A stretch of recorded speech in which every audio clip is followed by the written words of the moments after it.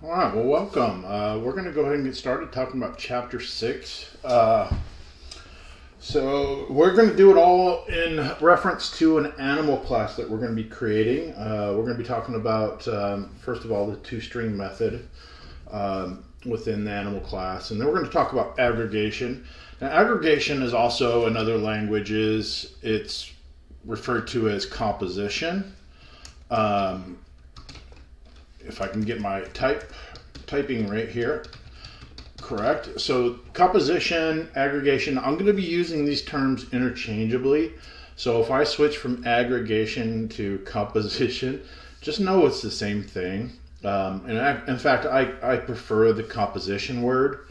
Although I do understand why Java, refers to it as aggregation. Because of the particulars of the Java language. However, it really is the same thing. Then we're going to get into overloaded constructors. Now, this is going to be kind of the same as overloaded functions. I'm not going to really talk about overloaded functions. That you can get to your book, look into it with your book. Overloaded constructors are essentially the same thing except for with constructors. And then we're going to get into pointers. And you're like, Mr. B, what is a pointer? There's nothing about a pointer in my book.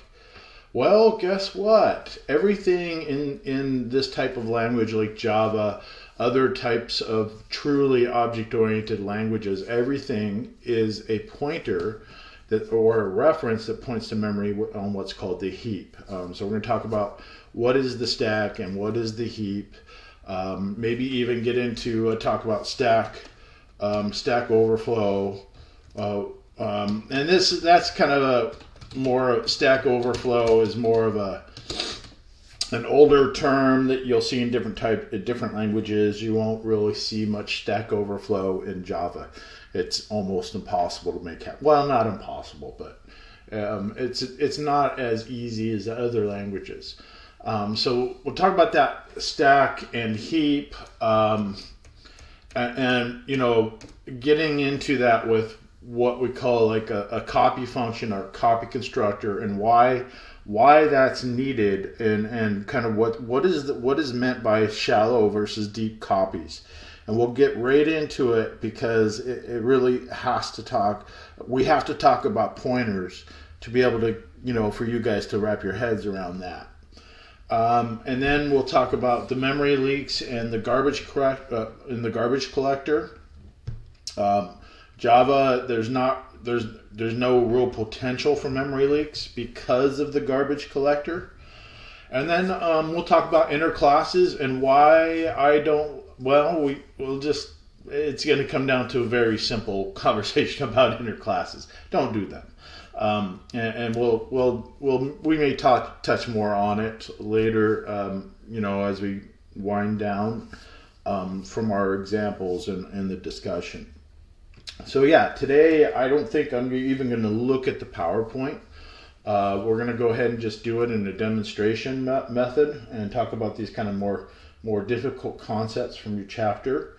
And we may take some breaks along the way, and I may mess up and have to do some reference looks or fix some things off camera. But I'll try to keep it down to hopefully an hour. It may go into an hour and a half, but we'll see. So let's go ahead and begin with the animal class and aggregation or composition. And I'm gonna demo it with an animal class, and we're gonna go ahead and in our package we're gonna add a Java class, and this one we're gonna call an animal.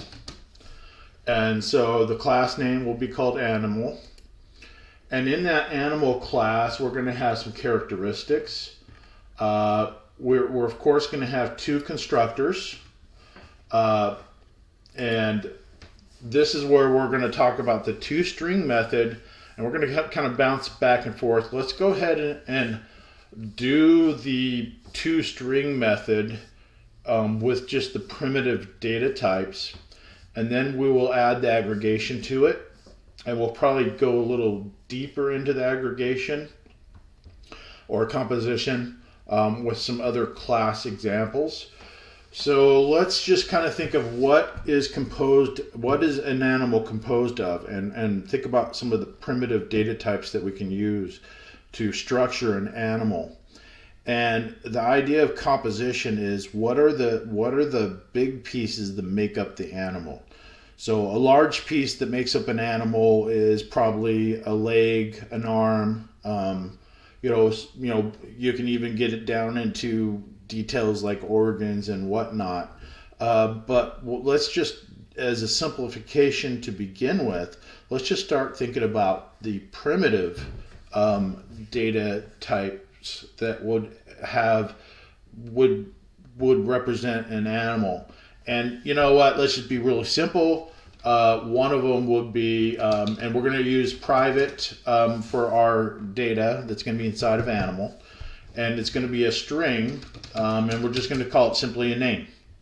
That would be one initial thing. I believe I've got to use capital S here with Java. Yes, okay. And some other primitive data pieces, and I'm not going to go too crazy on this, but I think maybe, let's do it private int weight. What is the weight of the animal? Now for this, we're going to do what's called the default constructor, and then we're going to overload the constructors. Eventually we're going to get into adding a copy constructor. Let me make sure I'm not getting too far off my list. I've got a few things to close up here. But we're going to get into overloaded constructors after composition. You know what? We may switch that around and hit into a little bit on the overloaded constructors right now because we got to build one. So we're going to go ahead and build an animal default constructor, meaning that you're passing no arguments to it.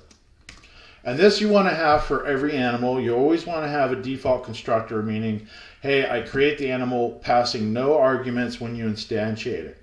And then we're going to go ahead and invoke this constructor and trace it through. So typically with a default constructor, we're going to do things like just assign name to nothing. And we're going to assign weight to nothing. So kind of default values for every data type you have that has any meaning of that in that object. You would default out to some kind of value. If it's a numerical value, set it to 0. If it's a string, set it to empty double quotes or just nothing. You can use the null variable because everything is essentially a pointer in C or in Java. But let's go ahead into the overloaded constructor. Now, when you're dealing with overloading either functions or constructors, and a constructor is a function, it's just implicitly called. What we would want is we would want to be able to, on instantiation of this overload or this animal, we would want to be able to run or instantiate an animal and send the data that we want to assign to the weight and the name. And we still want to do our accessors, our getters and setters for each of these variables. I'm not going to get that far into it. Just know that you should be having a set weight, a get weight, a set name, a get name. Now, if you don't want to allow somebody that is instantiating your class to be able to set name, then you just don't build a set name function. And that means that you cannot, it's a non-mutable, it's immutable or whatever. You can't change it. So it does not have write access. So if you don't want to give it write access, you don't create a set name function, just a get name function, and vice versa for weight. We're not going to go down into the rabbit hole, but let's go ahead and let's instantiate this right off the bat as an example to begin our discussion. And so down here in main, I'm going to, well, let's see. I think we can just start including it.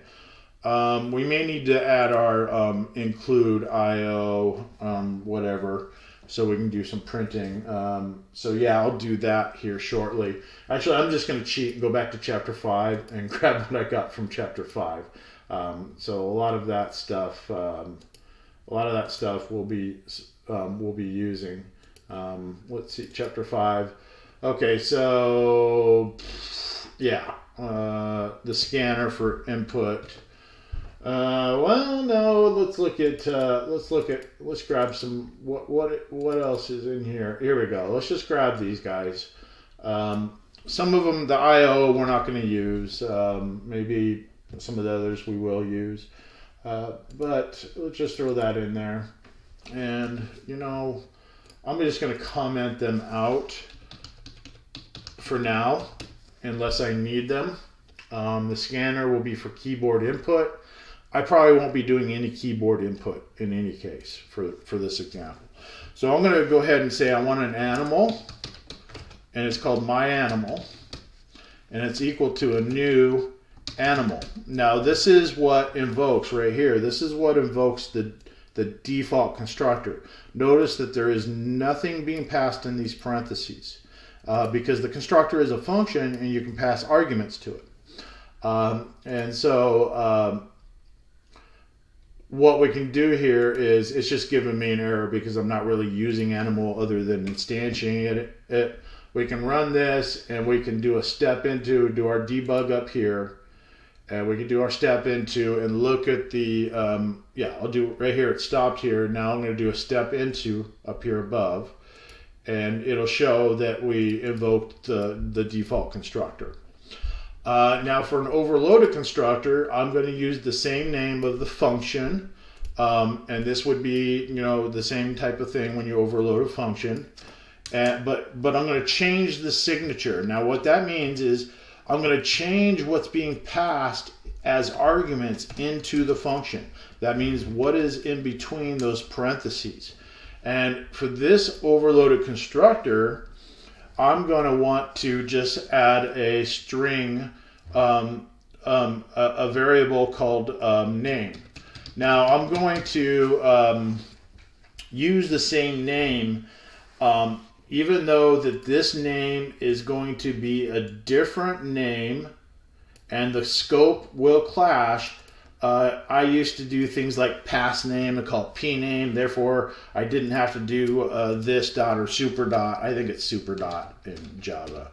Super dot, yeah, something like that. No, is it this? Yeah, it is this. Okay, good. This name equals name.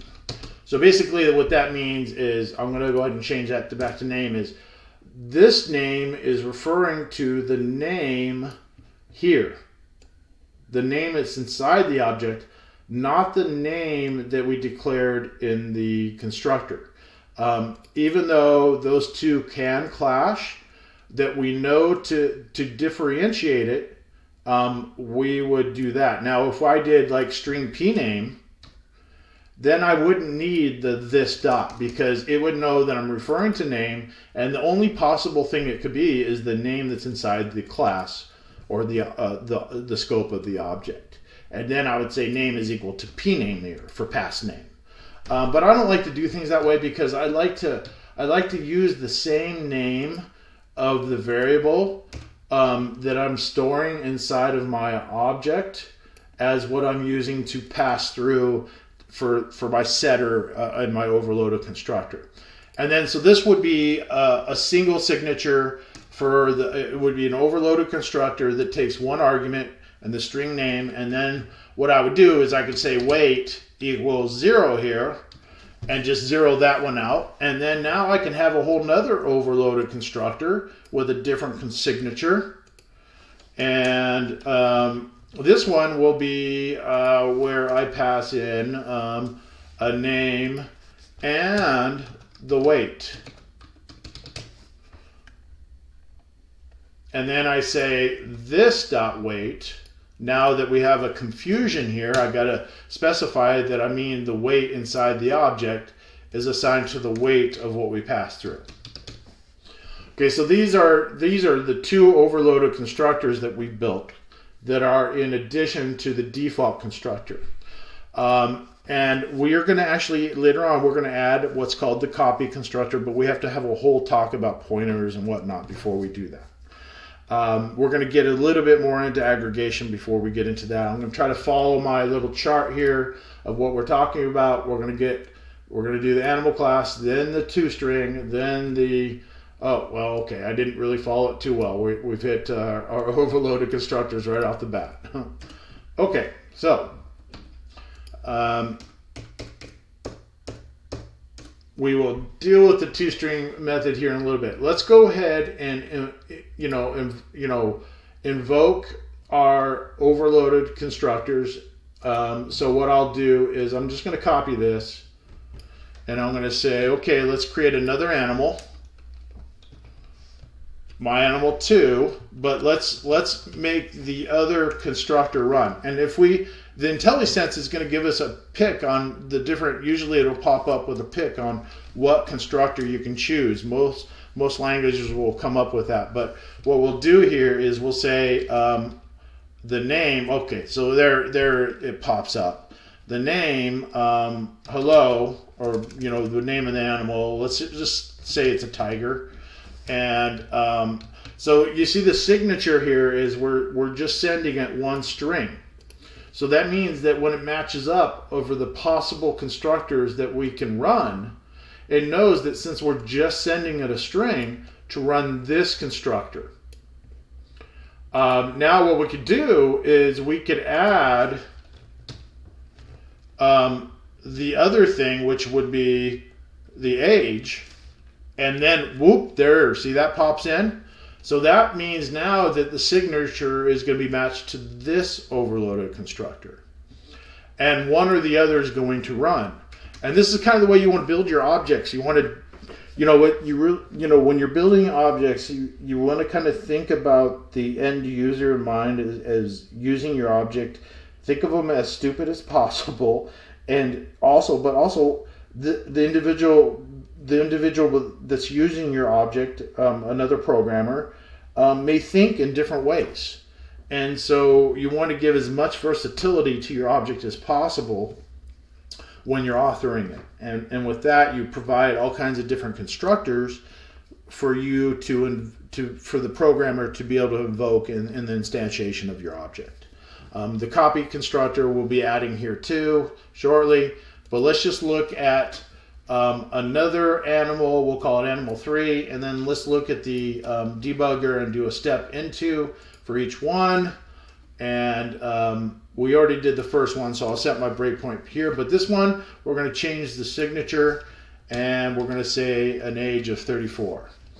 Okay, so I'm going to set the breakpoint from here because I've already shown you the first initial one, and I'm going to go ahead and hit it for debugging.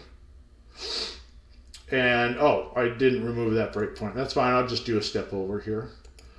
Okay, step over that first one. Okay, now we're on the second one. I'm going to do a step into, and since we are only doing one string, it's going to choose the signature, the overloaded constructor for the one string.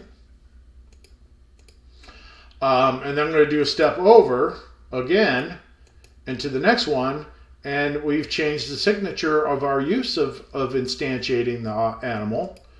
And so therefore it's going to choose the other one. And then we're going to add another constructor here shortly, the copy constructor, but we got to talk about the toString method initially, and then we're going to talk about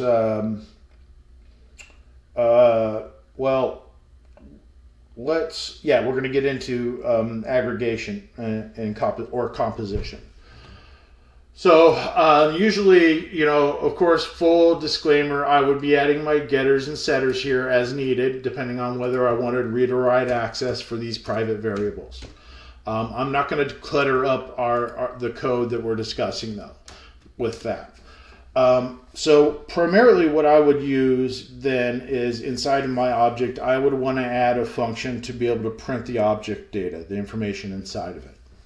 And what I would do is it would be a public function that I would just literally call print. And all this function would do is print the primitive data types in the object of the animal, and oh, this one's going to have no return type. And we don't need to send it anything. We can overload it and send it some arguments if we want, but we don't need to. All it's going to do is do a system out. So let's go ahead and let's go ahead and add it.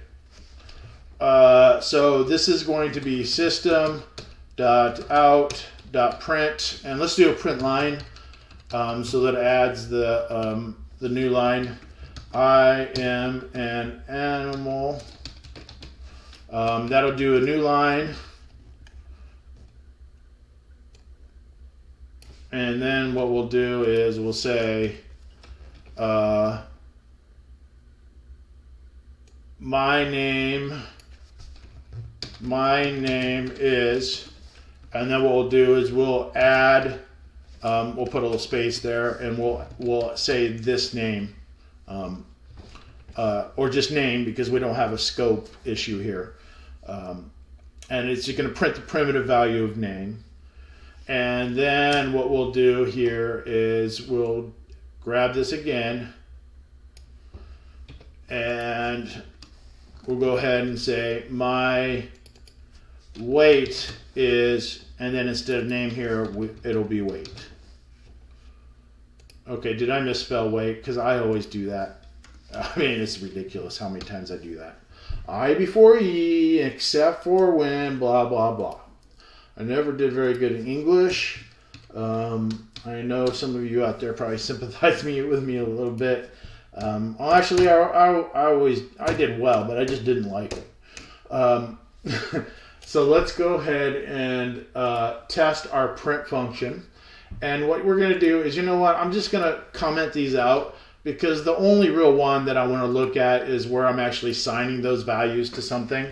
So I'm going to say my animal, my animal dot 3 dot print. And so it's going to run the print method, and it's going to output the characteristics of our animal. So let's go ahead and run this. I'm not even going to debug it. Okay, so here's our output. I am an animal. My name is Tiger. My weight is 34 pounds. So we got a 34-pound tiger. Must be a baby. The thing is, you know, this seems like a common thing that is needed, that needs to happen. And you see here that I'm actually having to call my animal 13.print and or my animal 3.print. There can be an easier, more streamlined way of doing this, and there is. And what you do is you overload the toString method, or you just add the toString method. I don't think in Java it's an overload. You just add it. Other languages, I think in C# it's an overload. No, Python, it's no. Okay, we just add it. So what we're going to do is, instead of this being called print, we're going to give it a special name, because when we name it with the toString, it will start acting implicitly, meaning that we don't have to, we can directly call it, of course, but we can also work with it implicitly, and I'll show you how that implicit behavior works. So I'm going to say toString. I think that's the way it works. Yeah. And then what we can do is we go over here, and instead of print, we just say toString. And it's going to work just like we had before. And let's just run it. Yes, it works. Fine. Good. All right. So here's the implicit part. Well, why can't we just say print the object? Why do we have to say myAnimal3.toString? Can't we just say system.out.println or print? You see, even a print will take an object. These are all prints functions that have been overloaded with different signatures. And you see, it's very intrinsic to every language out there. Let's just do a print line. That's fine. But here, we're going to put the object name. And this is where the implicit comes in. So now we can work with it differently. And it knows that, hey, if we want to get a string, or the string of the object, it's going to automatically call that toString method. And so it works implicitly in many different instances or many different ways, where you would want to stringify an object is one word that some languages use. But essentially you want to get the signature of the object's primitive values, or basically what your output is.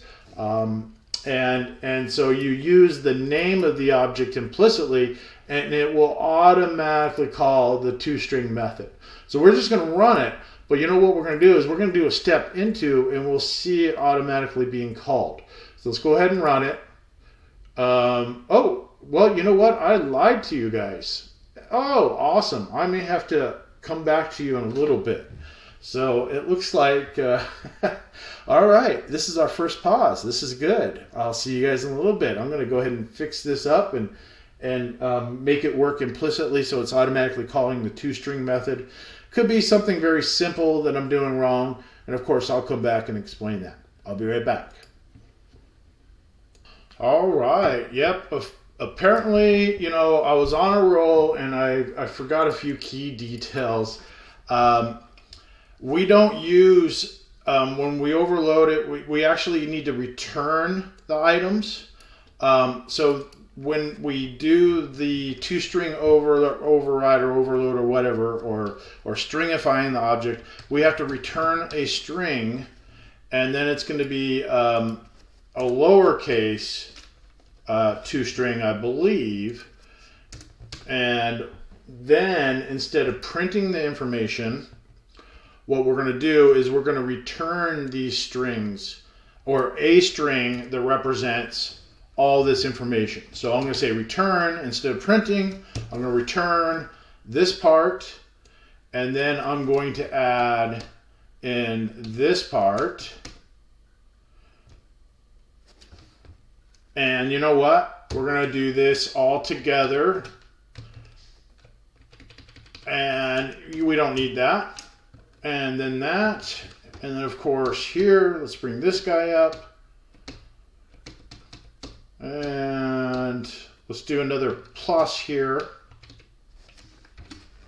Good. And I think that's it. Yeah, I should have known it worked kind of the way Python does it. I think even C# does it like this. Oh, anyways.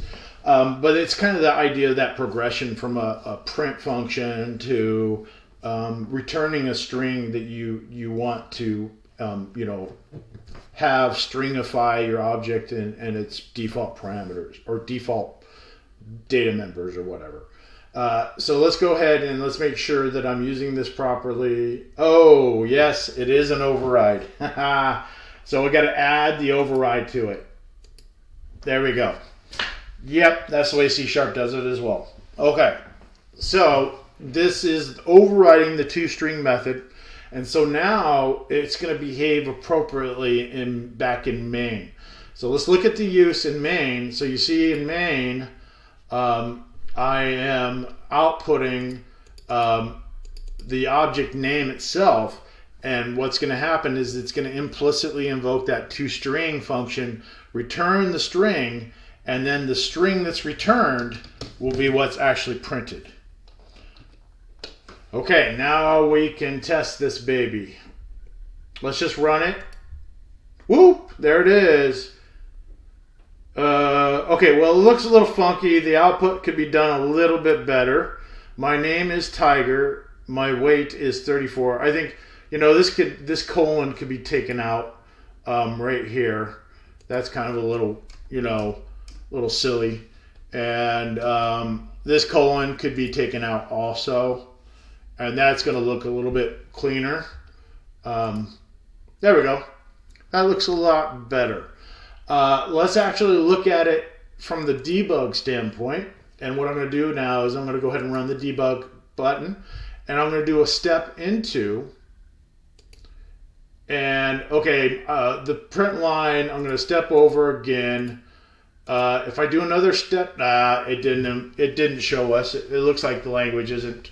You can't step into the override of the toString. That's fine. Some languages you can, some you can't. But the idea is the same. You take that print function And instead of print, you override the toString method, and then that way you can implicitly print the object or use the object and stringify it, essentially. All right, that takes us into our next topic, which is going to be aggregation or composition. Okay, so when we think about objects, and we're gonna be going to the whiteboard back and forth, and you know what? I think this is gonna be another 1.5-hour video, by the way, because we do have a lot to go through. So we will be taking another break, probably when I mess up again or whatever. So let's go ahead and get the whiteboard up, and because we're gonna have to use the whiteboard for when we get into pointers, anyways. But let's kind of think about an animal object, and for an animal, and oh boy, you know what, I'm gonna draw a horrible animal now. Jeez, I'm not an artist, guys. Let's do a stick animal. Okay, so we have our animal, okay, our stick animal, and it's gonna be my horrible representation of a tiger. Okay, there's our tiger head, our tiger legs. Okay, so for this whole tiger to exist, the way we would want to do this is we would want to build classes that represents a tail, because we can put the tail on more than just a tiger. We can build a cow animal or a cow, and so the idea here is that for a whole animal to exist, the leg has to exist first. The legs of the animal have to exist first. And what we would want is we want the leg to be an object. And that way that we could apply that leg to other types of, other things other than an animal object. We can, and therefore we never have to rebuild a leg. We just build a leg once, and we always have the leg, and we can, draw it in a 3D game or whatever. And so the idea here is before the whole animal can exist, it's going to be composed of 4 legs and a tail, a head, and those have to exist before the whole animal has to exist. So that means that when we put a leg in the animal, the constructor of each leg is going to run before the constructor of the animal, because the animal is composed of those parts. And that's the idea. Now let's go do it. And we're going to come back to this, and I'm going to erase my horrible animal with balloon legs. All right. So let's go ahead and add a leg class. I'm not going to go too much further into the idea. I might take it a little bit further, but let's go ahead and add a leg class. And I'm just going to add it to my package library, so that I don't have to do any using statements or whatever, import or whatever. So I'm going to go ahead and say new Java class, and I'm going to say here this is going to be a leg. And we can actually have an array of 4 legs that represents, and we haven't even talked about arrays yet, so we're not going to go in there. This is going to be a one-legged animal. Which would be probably a bacterium. No, I'm not going to go down the rabbit hole with that. So the class name is going to be called leg, and we're going to have, for a leg, it's kind of, the leg itself is not a primitive data type, but every object has or comes down to primitive types of data. So even though you have a higher kind of data type called leg, no matter what, everything's a number. So even though we have these high level objects, inside of these high level objects, we could have other objects, but those objects inside of an object always come down in some way, shape, or form to primitive data types. So as part of our leg, we're going to have private length. And then, and I'm only going to put one data type in here. And it's going to be private int, let's make it a double. length, because we might want to have some fractions for fractional values for length. And then I'm going to have a leg constructor that's public. That's a default constructor. And I'm going to set leg equal to 0 here. And then I'm going to overload it with an integer called length. And I'm going to set this dot length equal to the length that I'm passing in. Oh, my public is a little bit off. Oh, leg equals 0. Oh my goodness. Length. And I always misspell length. Okay, I think I got it right. So my overloaded constructor is good. Now let's go ahead and put in our toString method so that we can print it. And then we're actually going to do a getter and setter. I think we can. I think you can right click, and there's a way that you can say refactor, and you can say some SDK or IDEs allow you to add getters and setters automatically. I haven't really looked into NetBeans and it's what it has in Java to be able to add it, but we'll just go ahead and do it ourselves. So let's go ahead and public void toString, and then what we'll do is we will return my leg is plus length plus long. Yeah, that'll be fine. And you know what? What we should do is let's go ahead and inject a \n for each of these guys. And this has got to return a string with a capital S. And then I need a semicolon over here. Okay, that should be fine. Before I forget, I'm going to go back to over here to animal, and I'm going to inject a new line in that too. So that we don't have to remember to do a print line or whatever. We want these to have a new line automatically in it. Actually, you know what? Yeah, no, that may be something that is not needed, but I'm just going to throw it in there. That way I don't have to do print line all the time or whatever. So that's a change now. Let's go ahead and go back to leg, and let's do this. Let's do a public void set length int, or no, it's a double length. And then we'll say this dot length equals length. And then we'll do a public void get length. No, it'll be double get length. And then that's just going to be a return, so we don't need to pass it anything. And I'm going to say here return length, and we don't need this because it's not going to get confused on what length we're actually meaning.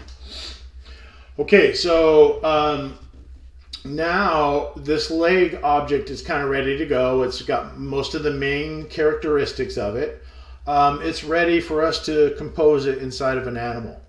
So let's say our animal and I'm only going to do a front leg. So this is going to be a really wonky animal. Maybe we do a rear leg or front left leg, a front right leg, or maybe we would have an array of legs in case we have an octopus or whatever, or a centipede, because insects are categorized as animals. So it would probably be better to have an array of legs, but we're not going to go crazy down the rabbit hole, just for you guys to get an idea of what aggregation is or composition is. So here what we're going to do is we're going to say private. Oh, why did I do that? Okay. Private. Oh my goodness. some reason it's my whiteboard thing that is getting in the way. Okay, private leg. I want a leg, and it's going to be the front leg. Now this causes a problem because the front leg, this is memory that's on this. This is a reference. It means that we got to actually instantiate it. So whenever you declare a leg, or you're working with a higher level and not a primitive variable, even though these are kind of references too, it's just a little bit more hidden in this language. The leg itself, called front leg, that's just a reference to the memory that's on the heap. So in other languages, when you create a primitive variable, that is memory that goes on the stack. This is memory that goes on the heap. What the stack is the stack is memory that's automatically assigned to your process when it begins. And so when you create a reference, the reference goes on to the RAM that's been assigned to your process when it starts. And you just got to declare it. And the reference automatically goes onto the stack of that memory that you declare. So that it's a pointer. And so this takes us into our pointer discussion. Well, what is a reference? So let's go ahead and go to our whiteboard here. And let's do a new, okay, why are you being, okay, let's just do Control Z and get rid of this animal. And we'll talk about references. Okay, so when I said that I want a leg called front leg, that front leg, it's, when we created that, what happens is a 4-byte reference, a 4-byte pointer is created. And that 4 bytes exists in RAM on the stack. That is memory that's been automatically assigned to the process. And so it's what we call automatic variables. It's an automatically assigned bit of memory. And it's always 4 bytes. Pointers are always 4 bytes. So let's say that this has been assigned in RAM at byte 2000. And so it's actually in RAM physically from byte 2000 to 2003. So it exists in 4 bytes of your RAM. Now, when you instantiate it, basically there's nothing in here. You can assign it to null, which would be a null pointer. But basically, we're saying it points nowhere, so it has no value or whatever is inside of here of what is at that memory location and what it stores. A normal variable, like a regular primitive variable, like if you take an integer and you declare it as I, that creates a variable that essentially it's a variable on the stack that exists from, its integers are 4 bytes. It exists from, say, address 3000 to 3003. And then you say something like I equals 5. And then 5 is put in there. With a reference, what we're going to be doing is we're going to be putting the address of the first byte of the location of memory that represents the leg and all the memory in the leg. And we got to use the new operator for this. And the new operator means, hey, operating system, give me memory for a leg. Find me a contiguous block of memory, and let's say a leg is 10 bytes. So a leg is 10 bytes. So we need 10 bytes. Give me 10 bytes. And they have to be contiguous. And so the operating system says, okay, I found you 10 bytes. Here's 10 bytes. And that exists from byte 6000 to 6009. And that is for your actual leg and everything that represents a leg, such as, it'll have length in there. Everything that has that leg, all primitive values, everything represents that. Even if it has references itself that points to other memory on the heap, those references will be part of the leg.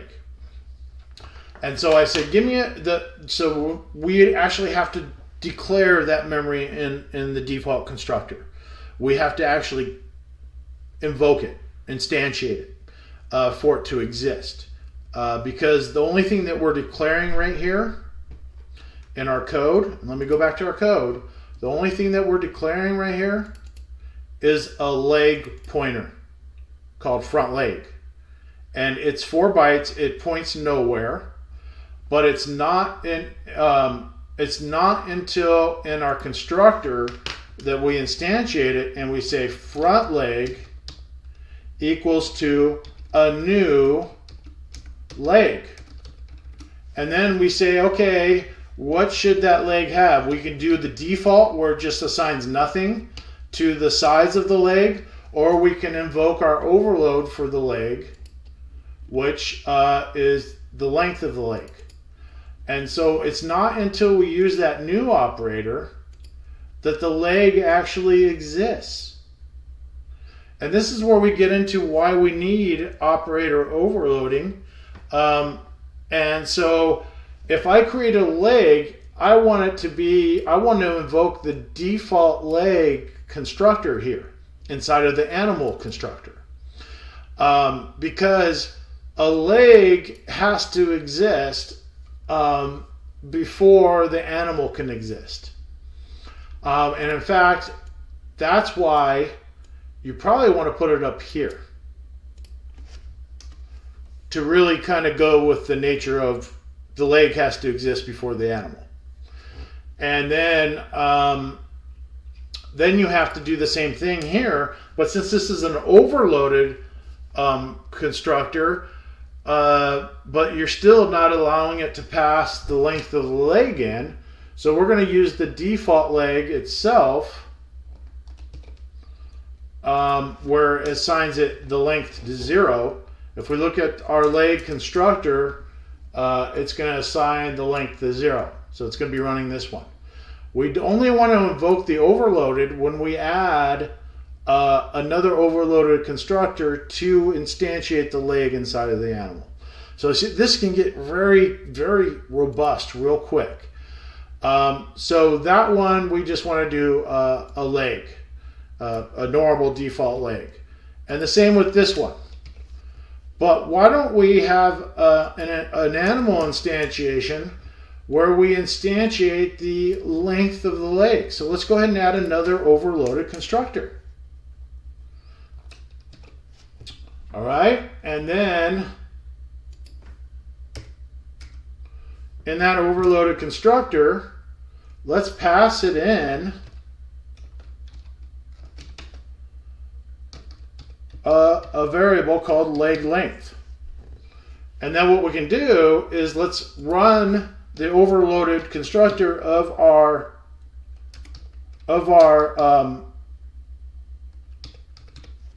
leg, so that we pass in the leg length so that our user can create an animal, set its name, set its weight, and set the weight of the length of its leg.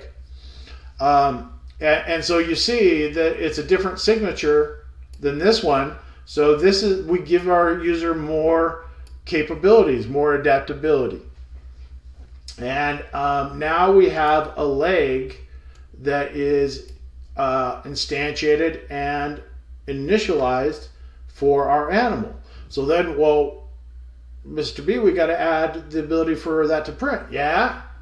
And so let's go ahead and do this. And you know what?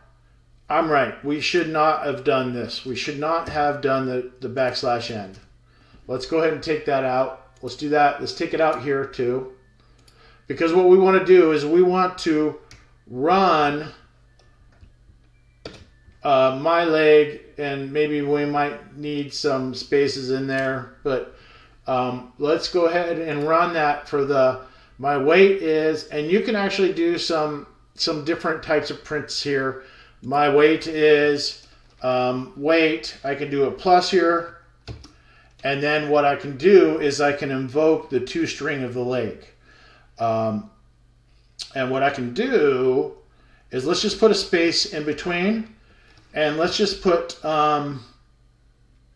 let's implicitly invoke let's stringify the front leg and implicitly invoke its toString method by just putting in front leg here. And it knows that if we are putting this in the frame of a string, we're adding it to a string, it'll know to implicitly call the toString method and add on the leg output. So now when we create an animal, let's go ahead and go back to the animal. And let's go ahead and add our leg length, 56.5, because that 0.5 is important. And what did I do wrong? Well, let's look at my overloaded constructor. Maybe I did something wrong with animal. Oh yeah, that should be a double. Then I need to look at the overloaded constructor of my leg. Oh yeah, that should be a double. So it automatically graduated it right here. It can implicitly graduate it, but it's going to yell at you for that. So now we can actually run this, and we have our output, our stringification of our animal that includes implicitly stringifying our front leg. And that's where all the beauty of this stuff comes together, and where you can actually have shortcuts. And that's where object-oriented programming kind of took over everything, because you can actually write code for the future now. You can have code written for something that hasn't been developed yet or implemented yet. So let's go ahead and go back to our main and see, did this fix our issue? Let's see. For animal, okay, let's look at animal. Name, wait, let's do a save all. And let's try to run it again and see. Yeah, it worked. It just, the IntelliSense was saying it was an error when I actually fixed it. So it got implemented. So now, I mean, the design of your objects is so important, and this is where we need software engineers, is for this type of behaviors. So composition aggregation is really multifaceted, and things kind of run into each other, and that's why constructor overloading is important, and function overloading is important. This is an override that's different from an overload. An override is when you override the base class, and we haven't talked about inheritance yet. So here we have now the full stringified, and my leg is 56.5 long. All right, now from main, how do we work with the leg? Well, we can go and we can say, well, I've instantiated my animal to have a 56.5 length leg. I want to change that. So we go to my animal 3 dot set. Is there a set leg length? No, there isn't. How do we get that? How do we get that front leg? Can we go without front leg? No, we can't. We can't just say grab the front leg, can we? So then we have to do a pass-through function, or you can make it publicly available. The front leg publicly available, but we don't really want that. So then what you could do is add a pass-through function, and what we can do for that animal is we can do a public void set leg, and then allow the length. And you know what? We already got it built. Why don't we just take this guy? And there's other ways of doing this. But this will actually kind of, let's add our set length and get length, and put it in animal.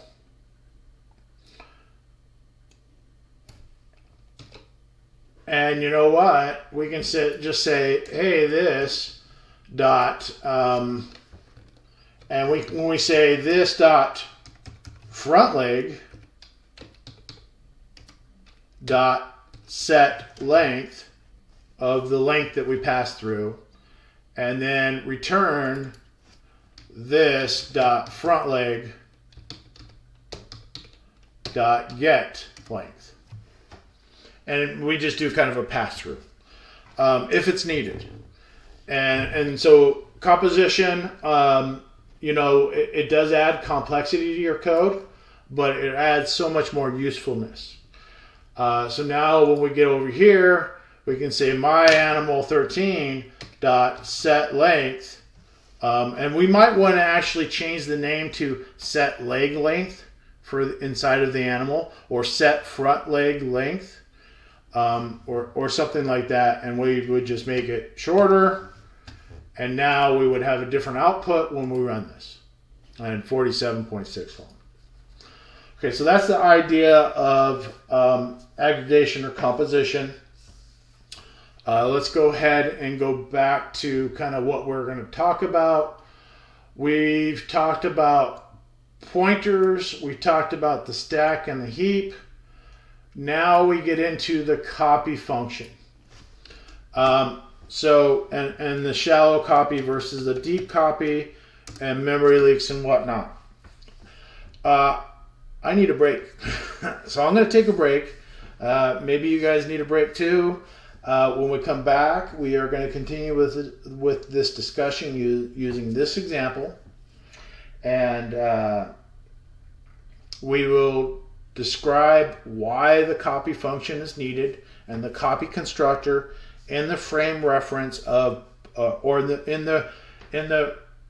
in using the terms pointers, references. And when I say pointer and reference, they're the same thing. So a reference and a pointer are the same thing, or reference. So pointers, reference, same thing. I believe Java prefers references. That's fine. And we'll probably also talk a little bit more about the stack and the heap when we discuss the shallow copy versus the deep copy, discuss memory leaks, the garbage collector, and then I'm going to have probably a minor rant on inner classes. Yeah, it'll probably be a little bit of a rant, but please don't take offense. Okay, thank you very much. I will be back soon. Go ahead and have a break. All right, I am back after a break. I got a little crazy border collie underneath me, so we'll see. Maybe she'll be making some noise, and hopefully Alexa doesn't get in here and start doing crazy stuff. So we're going to be talking about shallow versus deep copies, and this discussion is going to get a little deep, but into pointers and references, and that's something that this language has not or does not really put in front of you, is the knowledge of pointers or references, even though you are always working with those references. It's intrinsic in this type of language. Same thing with C#. Java and C# are very much the same language type, and they work the same ways.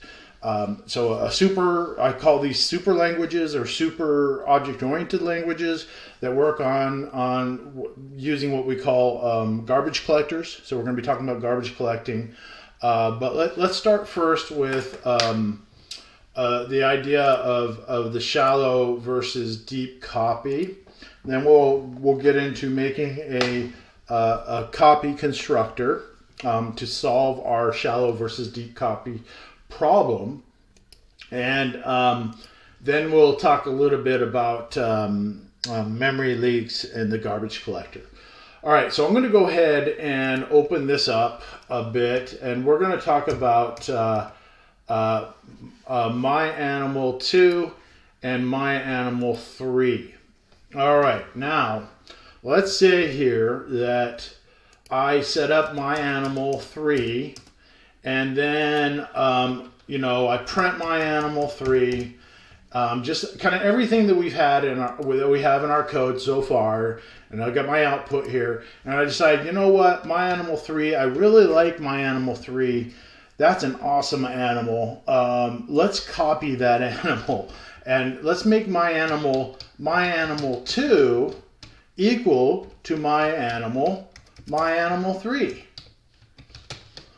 And then let's go ahead and do a print line of myAnimal2 now, instead of myAnimal3. And you know what? We should, and since we made myAnimal2 equal to myAnimal3, they should print out the same thing because, duh, we made them equal. They're essentially, we're assigning everything that's in myAnimal3 to myAnimal2. But no, we're actually not. We're not actually assigning everything that's in myAnimal3 to myAnimal2, but it appears that way. So when we print out myAnimal2, we should see the same output that myAnimal3 has because we've made a copy of it, but we've only made what's called a shallow copy of it. And I'll be getting into that in more detail here shortly, but let's just go ahead and verify that it works as intended.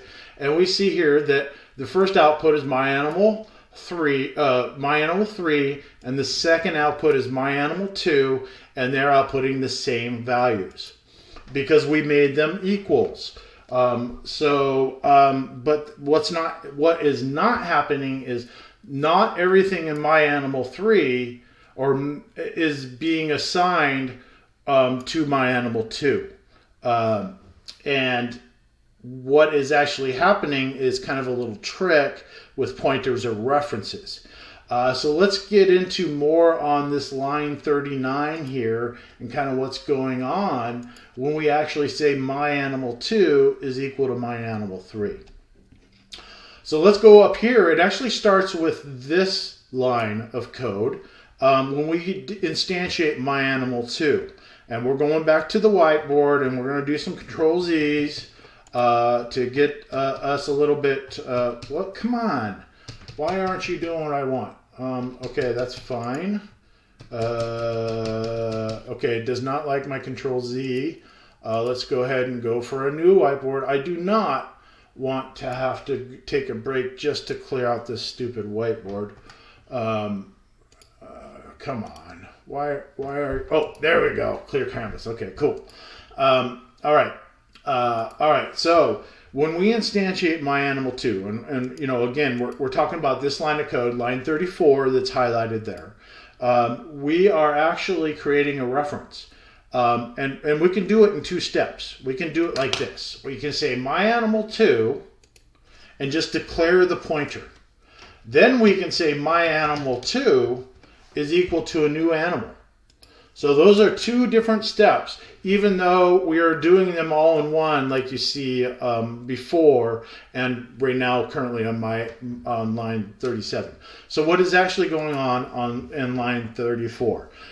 What you're doing is you're just declaring the reference on the stack. That's all that's happening. And it's not until line 35 that you actually instantiate the memory on the heap, create the actual animal, and then assign that variable to or that reference to the variable. So we're going to go a little bit more deeper into pointers. Let's talk about just the reference itself. myAnimal2 is created. myAnimal, okay, 2. I am a left-handy, so the reference is just created. And let's say, you know, every reference is just 4 bytes. So let's say that automatically on the stack, it went from address 3000. So in RAM, it exists from 3000 to 3002. Well, that is as far as that line gets. It's not until we go and we are done with line 35 here that we actually instantiate the reference. Line 34 just sets up the reference of the pointer. And so when that equals new statement happens, that's when we say, hey, operating system, give me, and let's say that myAnimal2 is 10 bytes.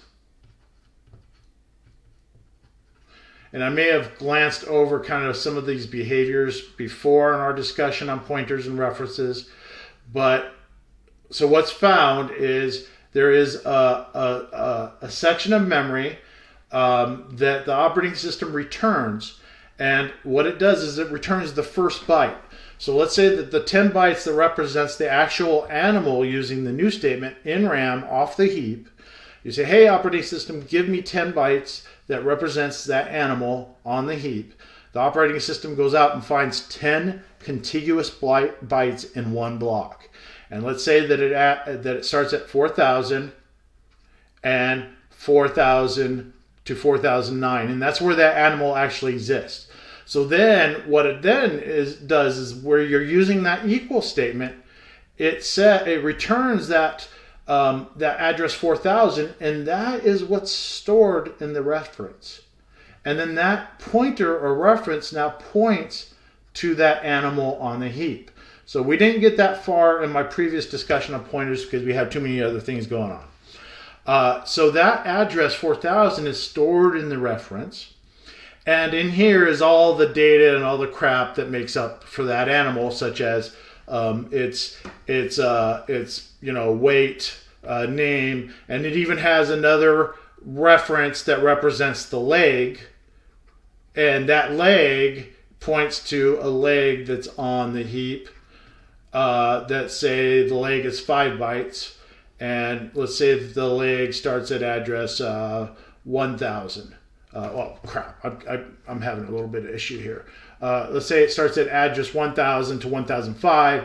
So the pointer that represents the leg, my horrible leg that's inside of my animal that I've just instantiated, points to address 1000. It has that value. Now it's a reference, so it has its own 4 bytes that it's actually on the stack, but it points to that memory on the heap. So you got to use the new for memory or for objects that are aggregated inside of your main object. So that new statement does a lot of things. It assigns the reference 4000, which is just the first byte of that 10 byte block that represents the actual animal on the heap. And so my animal 2, the reference, just contains that address 4000. So that then takes us into when we declare my animal 3, we're creating a whole nother animal with memory on the heap that has a specific address. So let's go ahead and look at that. And I'm going to have to make some room here. So this is my animal 3. And it's a reference. It's got 4 bytes on the stack somewhere. But it's going to store, when we say new, it's going to point to and store another 10 byte block with the crap inside, and then like your weight, your name, or whatever. And let's say that 10 bytes starts at address 7000. And it goes to 7009. Or 10 bytes, 7009. 7009, whatever. I'm just making this up. The behind the scenes, this stuff is happening implicitly. So then that reference stores address 7000, and it points to that memory on the heap that represents the actual animal that is my animal 3. So hey, we're doing okay. So now we're down here and we get to line 41, and that's where things change. Because what happens is we're not taking all of my animal 3 and assigning it to my animal 2. What we're doing is we're taking the reference, or what is inside of my animal 3, and assigning it to my animal 2. So we've lost the link to this guy. This guy's floating off in space, and that's what causes a memory leak. But it's cool. We can do this in Java because Java detects that this is no longer a referenced object, and when it goes out of scope, this memory that was created is automatically cleared up by the garbage collector, and the garbage collector says, hey, operating system, we're no longer using memory at address 4000. Allow another process to have access to that memory in your RAM. So now my animal 2 points to this guy, which is just my animal 3. So you see what we're doing is we're not actually copying what's inside and all the crap that's inside of it, and even the reference that represents the leg that itself points to memory on the heap. what's happening is we're making what's called a shallow copy. And then when we make a shallow copy this way, that's where this memory that points to the leg gets destroyed, and you have a problem. You can't access it to it because a copy is made of just the reference. And so this is no longer, this link is also destroyed when you make a shallow copy. And so that you automatically create a memory leak, and the leg it becomes inaccessible from MyAnimal2. There's a lot of problems that it causes when you make a shallow copy. So we don't want shallow copies. Sometimes we do, but the shallow copy just basically takes what's inside of what the pointer is holding and assigns it to the other reference, so it points to the same memory on the heap. And that's a shallow copy. Now, a deep copy is when you would actually create a whole nother instantiation and copy over and make a whole nother animal out here, copy over all the junk that's inside of here into that new animal.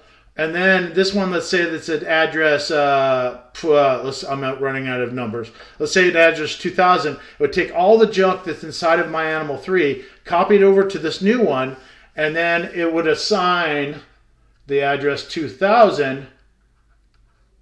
If I can put 2000 in here, that's 2000. And now this would point over here, which is the deep copy of this memory that's on the heap. Okay, with all my scribbles.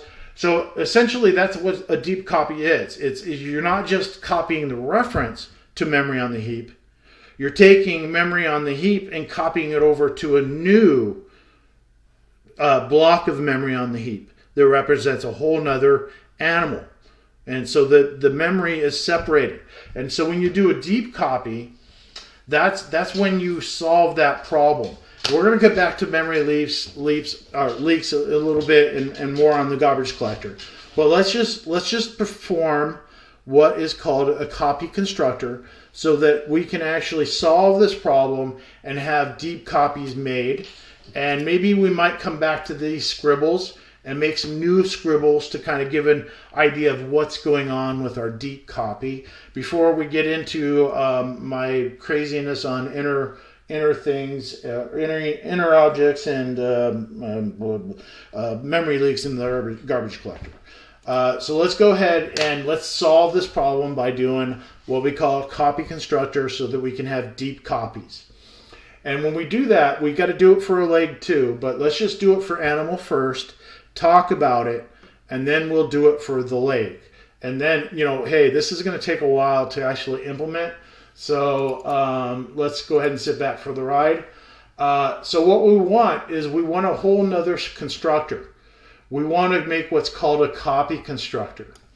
And the job of this copy constructor is to make a new instantiation and return the reference to it. So what this constructor does is it does not take any arguments other than, it does not take anything other than a reference to the object to be copied. So this will be an animal reference that is going to be to copy. We shouldn't call it anything but that's going to be what is copied. I'm going to call it what is copied. Just what is copy. What is copied. Guys, we should be using better words than this, but that's fine. I'm just throwing it in there so you guys can kind of keep an idea of what's going on.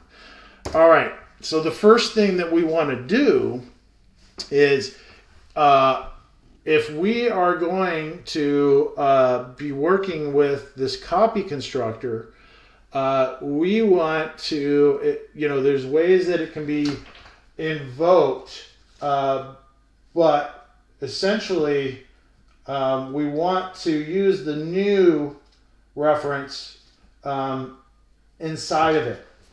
So to make this happen, what we want is we say, what is copied? We've got to hold that. Let's actually do this. you know what?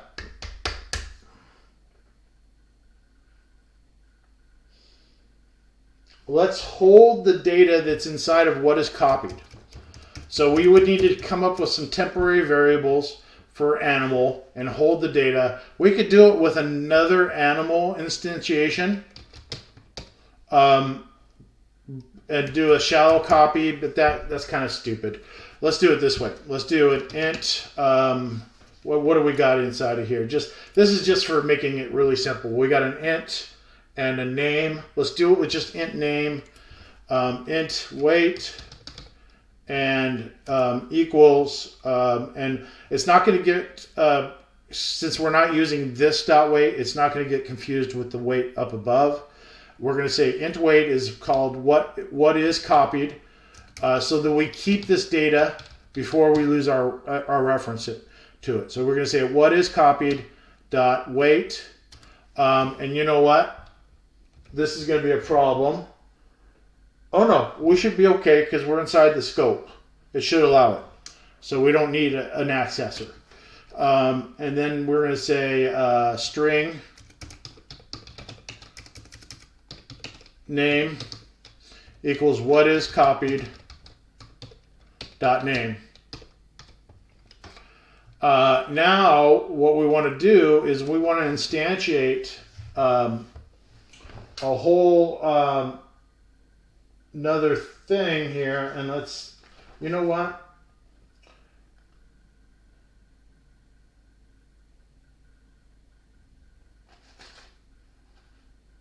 Oh, I love how Java does this. This is really cool. We can do it this way. We actually want to do it this way with the copy constructor. This dot weight equals what is copied dot weight. Then we say this dot name is equal to what is copied dot name, and then we say this dot leg is equal to what is copied dot leg. But here's the problem with this. This is a shallow copy right here. We got to do a copy constructor for leg. So I believe it's saying what is copied dot leg. We would have to use a get leg here, get front leg. So we would want to add what is front leg? So it's going to be front leg. Okay, now let's get into a little bit more of what's going on here. It'll be this dot front leg. And this is actually making a shallow copy. This is a problem. This is a big problem. We'll come back to this in a little bit because we need to add the copy constructor to the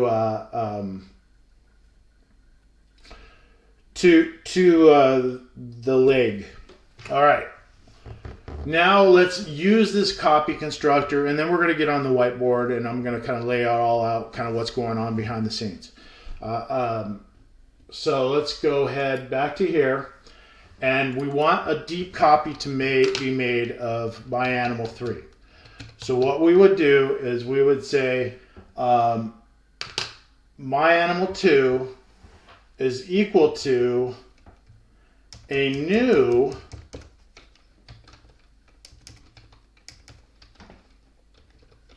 myAnimal, but we would send in myAnimal3. And so what we're doing is we're forcing the copy of myAnimal3 to happen piece by piece. So we're forcing the small pieces inside of, or the primitive values, to be assigned to the current instantiation of myAnimal, and we're passing in the object that we want copied. So what's being performed here is myAnimal2 is being instantiated to a whole nother animal, but it's taking the data or the primitive types inside of myAnimal and copying it over piece by piece. So let's see what's wrong here. I believe it's probably something something about the constructor that I've got. Let's go ahead and look into animal.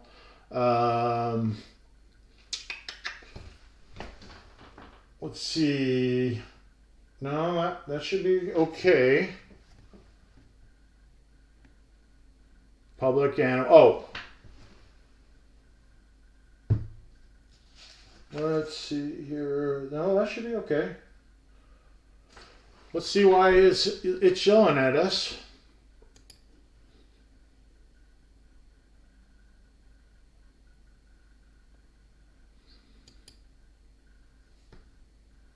Oh, duh. I'm being an idiot. You probably saw that from a mile away. A new animal. Okay. All right. So let's look at what happens. And let's go ahead and go on the board here. And what we'll do is on the whiteboard, I'm going to go ahead and just draw this all out again so that you guys can follow along with what's happening and why we need to do this deep copy and do things in this manner. Let's start with lines 34. Let's go ahead and put that all into one line again. So let's start with line 34. Then we'll do line 33 on the whiteboard. So let's say that my animal 2 points to address 2000. So we add address 2000. We have my animal 2. So at address 2000, that's what's being stored in here. Let me actually get that 2 a little bit better. 2000. Okay, and so my animal 2 points to that, and at a location address 2000 and however many bytes my animal is stored the values. And let's look at what I'm actually putting in there. Tiger. So we name it Tiger. You know what? Let's just do this. Let's do this one. Let's call this cow. And so we got cow being stored in here. The data. Bring a little bit more of these pieces together for you. Okay, now we got my animal 3. So my animal 3.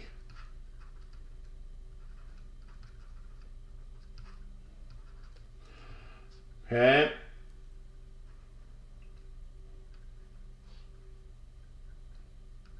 And let's say that it's got data on the heap. And let's say that it starts at address 3000. And so the reference is pointing to address 3000. And it points here. And then let's go back to our code. What do we got? We create my animal 2. We create my animal 3. Okay, and my animal 3 has, let's just throw in 47.6 in there just so that we have, and Tiger. So let's go back to our whiteboard. We got Tiger and what was it, 47 point something? Okay, 47 whatever. Okay, so that's inside of my animal 3. Now what we do is we're going to do a deep copy.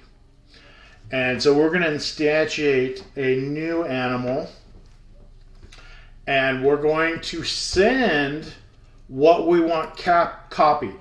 We're going to send my animal 3 to the copy constructor. And so what ends up happening is now we say, okay, operating system, I want another animal. And that animal is created.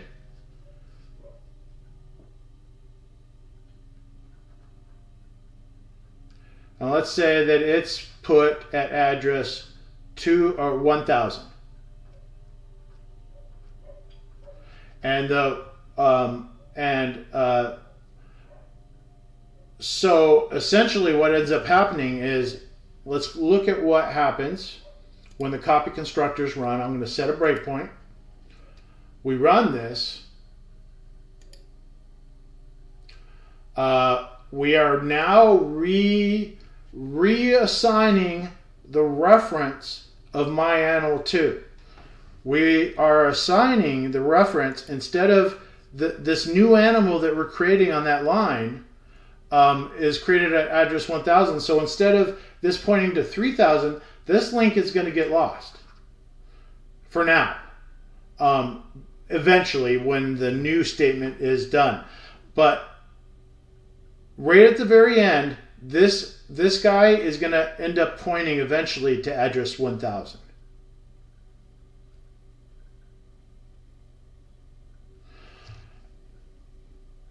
Here, but before that happens, we're going to pass the data of myAnimal3 and use the reference myAnimal3 and send it to the copy constructor that's going to be assigned to myAnimal2 on this new statement. So this is being created right now, and right when it's being created, it's going to send the myAnimal3 reference, and it's going to make a copy of it. And this is going to be called what is copied. What is copied. It's a whole nother reference, and it just copies the address 3000 over. So it's pointed to there. And what it does is it allows us to take the data inside. I'm going to just step into here. And what is copied is going to hold the weight and the name. So that when we run this over, weight is going to be assigned to 34, and name is going to be assigned to the name Tiger of the reference or of the memory that what is copied is pointing to, which is basically a copy of this reference when it was pointing to address 3000. And so what we do then is we assign this guy to those values, Tiger and 47, just one piece at a time. But you see, it's a whole new address, and that's what that new operator does. At this line, we're saying new animal, and we're sending it a copy of the reference. And when it runs inside of that reference, we just make a copy of it. It's passed by value. We make a copy of it. We call it what is copied. And we take the values inside of what was called myAnimal3, and we directly assign them to the new values of what's inside of address 1000, which is our new guy. And then, since we're assigning myAnimal2 to that, oh wait, what are we doing? Let's go back and let our code go, because now I'm starting it. So once this gets done running, and we have our new animal at address 1000 with a copy of myAnimal3, we assign that reference of the new copy, the new deep copy. We reassign the reference myAnimal2 with that first byte of that block of memory. So then what that does is, let's go back to my little whiteboard here. myAnimal2 will know I goobered when I said this, by the way. I was using the wrong one. We're copying it over. So instead of this pointing to address 2000, it points to 1000. And myAnimal3 has been copied into this new one, and so it returns this address 1000. And so a deep copy has been made of myAnimal3. And if we lose the link to myAnimal3, this becomes something that gogoes on the garbage collector and it's wiped, and we tell the operating system that it can now use this memory at block location 3000 to 3009. Another process can use that memory. So because we've reinstantiated a whole new object on the heap, and we've just assigned the reference to that new object, that's what the deep copy is. It's not a shallow copy. This guy right here is just doing the what is copied operator that's inside of the copy constructor is just making a shallow copy of address 3000, which my animal 3 is pointing to. And so that's how pointers and references work, and it's intrinsic to the Java language. And you have to have an understanding of it to really kind of understand this kind of weird, crazy, nutty stuff, and how pointers and references work. So when you make a copy, it's always best to make a deep copy. And here's where things get to be nightmarish, and this is why you need deep copies, because a shallow copy will work fine most of the time until you use aggregation, until you use composition, because when you do a shallow copy, you're just going to be making a copy of the reference of the front leg. So you will just copy the reference. You won't be copying what the reference points to when you make a shallow copy of any reference inside of an object. So you would only be copying the reference, not what the reference points to. And that's why deep copy is so important, is when you implement aggregation and or composition, you got to make sure that you add that deep copy constructor and use it. Use it. It's important to use it. So now we got to change all this code, because this is all doing just nothing but stupid shallow copy.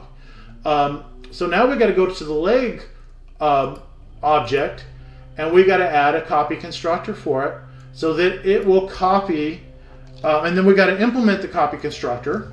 So we're going to add a copy constructor, and then what we're going to do is we're going to say, hey, here, let's pass a leg, and I'm just going to call it what is copied, and I'm going to say what is copied, and since this is all, this is a leg only has primitive data types, and it does not have any aggregation. This is just fine making the deep copy with just the primitive data types, and we've gone down to the end of that deep copy blah. We've done everything that we need to do for it. So then we have to implement the deep copy back in animal. So we go back to animal, and when we say new leg, well, are we really copying anything here? Do we really need to send it anything? No, because length can just be defaulted. This is then front leg is equal to a new leg, leg.length. That actually is fine. This is where the problem happens. Right here. That will just make a shallow copy. You're literally only saying send what is stored in the reference and stored in that reference. So you're only copying references. You're not copying what it points to. So this needs to change to, let me think, new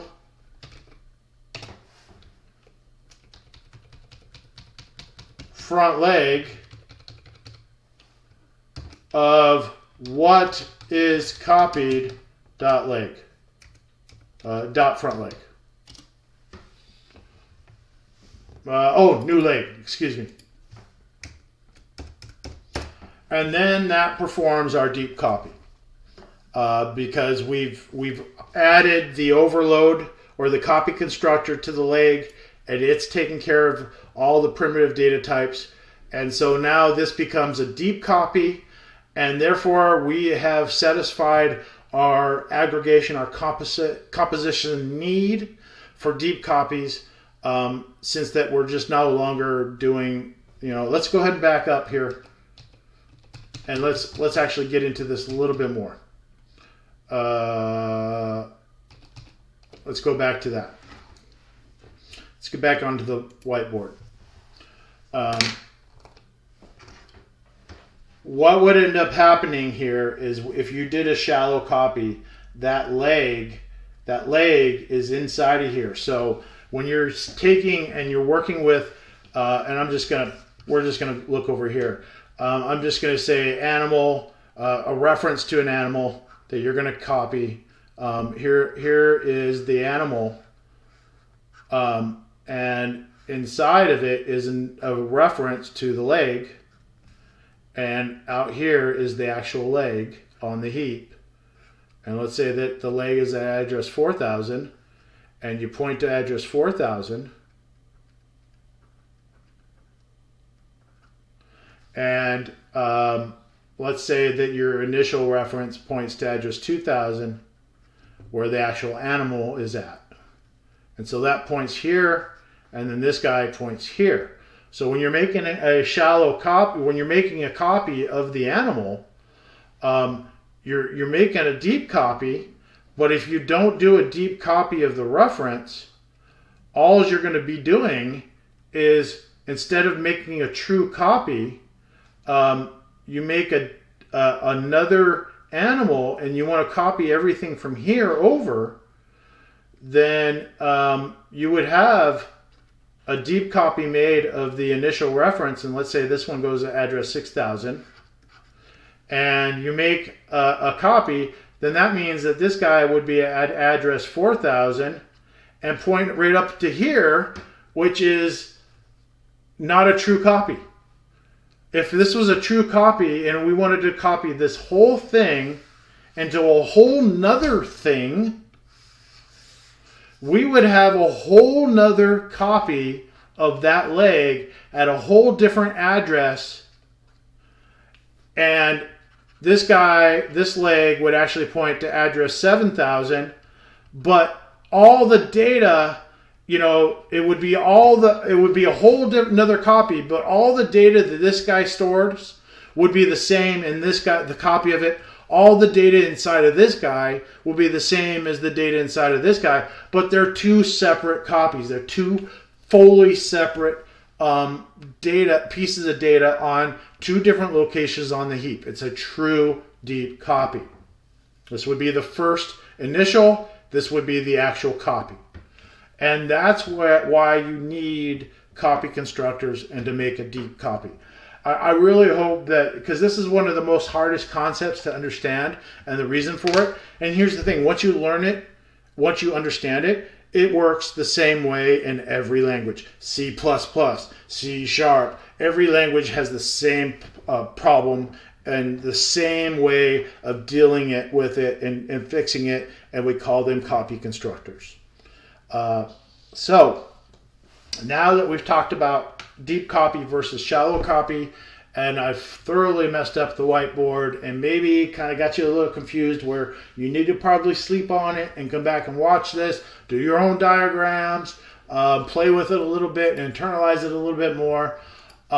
Let's go ahead and let's make this appropriately a deep copy like it should be, which is a new leg, and we pass in the leg that's to be copied. So we do a deep copy of the leg. And so this is now a true deep copy constructor of not just of the primitive variables that is needed, but not just the primitive variables, the higher level variables, the user defined variables or objects. You're dealing with the aggregated or the composed objects in your object. And that's part of the responsibility of using composition or aggregation.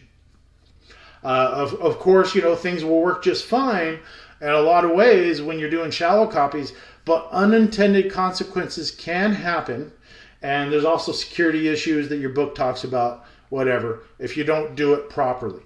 Okay, so then that takes us to memory leaks and the garbage collector. All right, let's just talk really simply. I'm going to just make another function up here. It's just going to be a function, public void, do something. And then inside of this do something function, I'm going to instantiate my animal 3.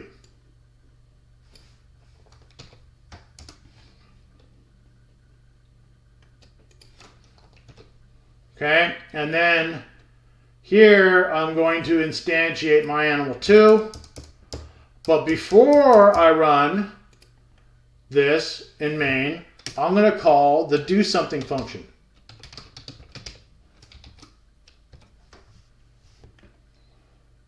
Okay, what am I doing wrong? I'm doing something wrong. It might not like it. Oh, you silly, stupid thing. It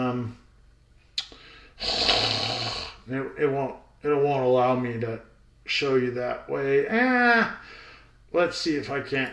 Let me see if I can't just fit. Oh, Alexa's making an entrance. Playing from R2.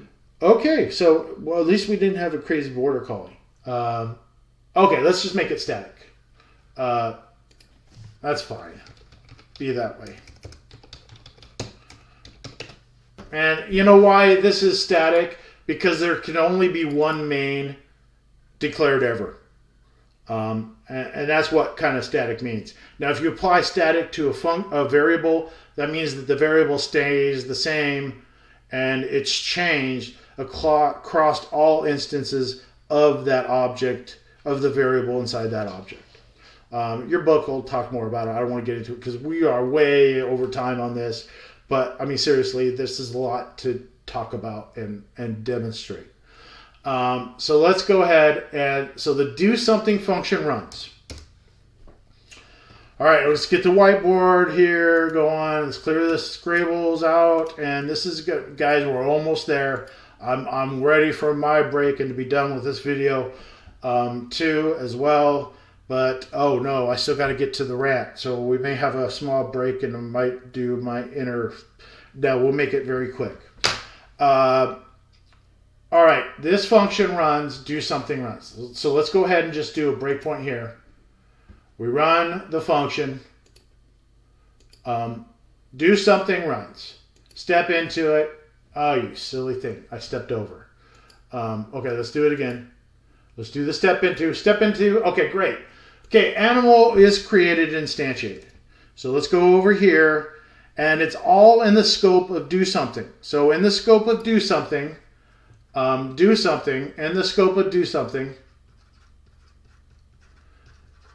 in that scope, animal is created. The animal, what did I call it? Animal 3 or whatever.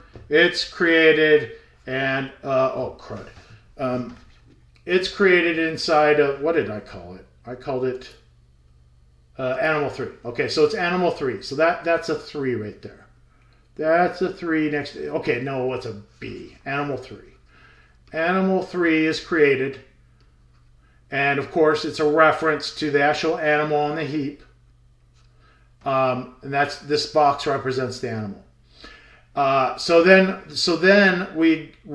our program is hunky-dory, moving along, and we print out the animal. Now right here, something important happens.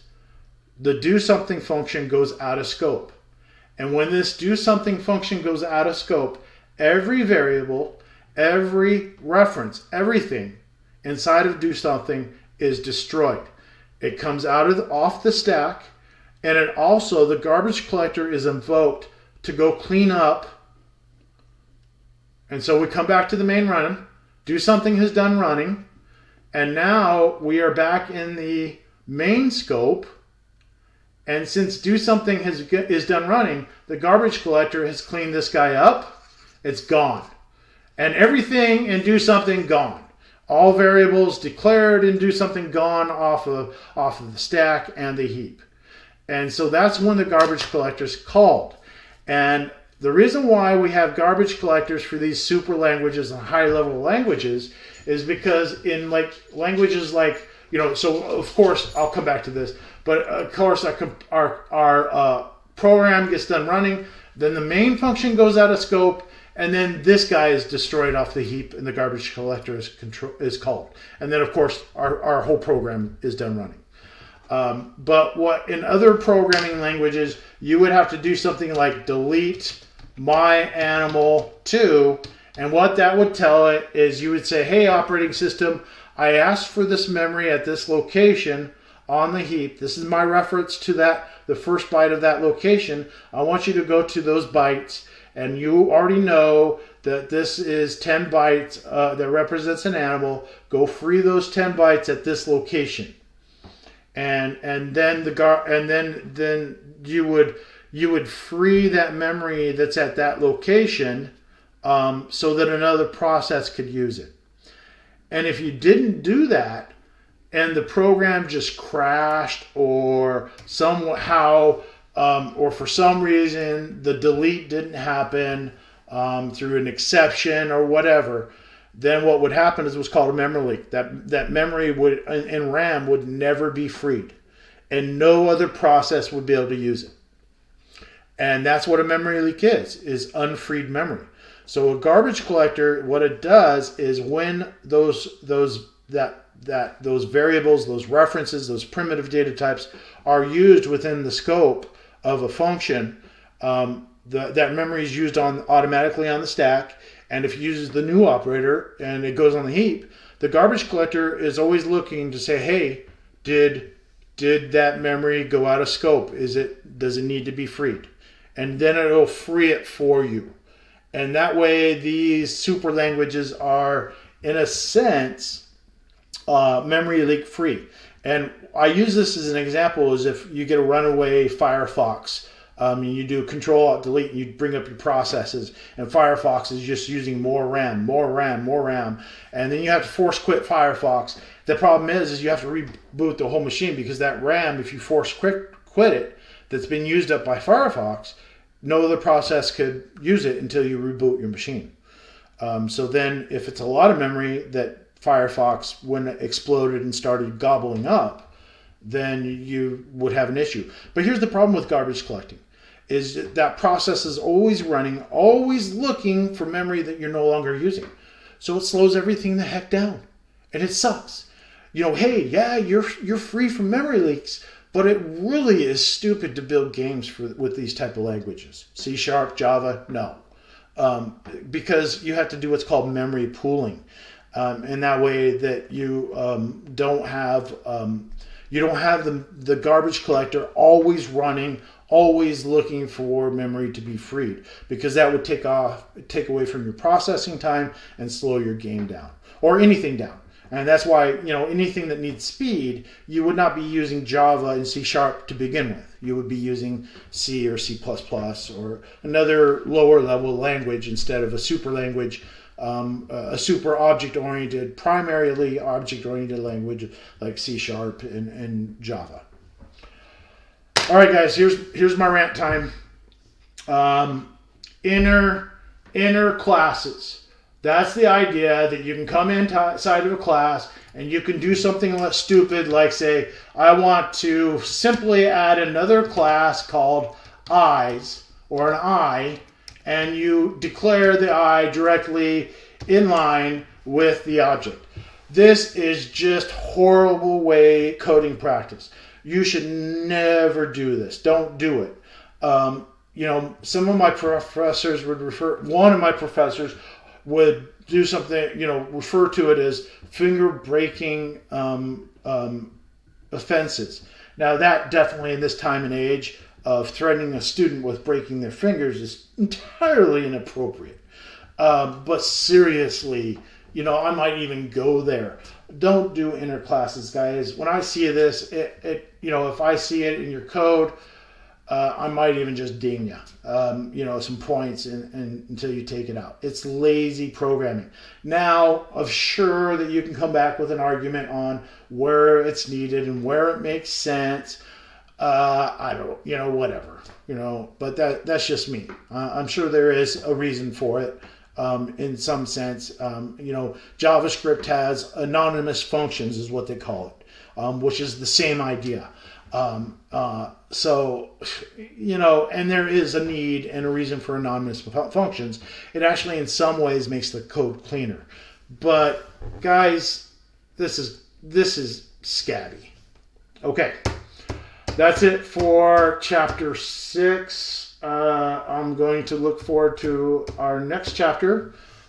Take care, everybody. Bye.